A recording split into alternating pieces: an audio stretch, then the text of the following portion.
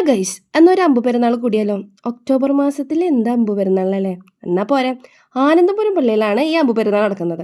അപ്പോൾ ഇത് പോകാനുള്ള മെയിൻ കാരണം എന്ന് വെച്ച് കഴിഞ്ഞാൽ സിബിചേട്ടൻ ഇപ്പോൾ പെരുന്നാളുകൾ കൂടിയിട്ട് കുറേ നാളായി.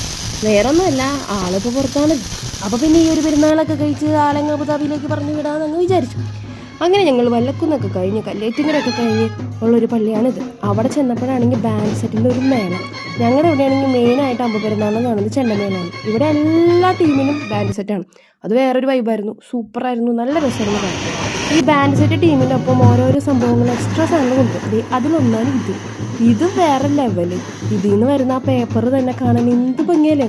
ഇങ്ങനെ ഇടയ്ക്കിടയ്ക്ക് അവന്മാർ പൊട്ടിക്കും.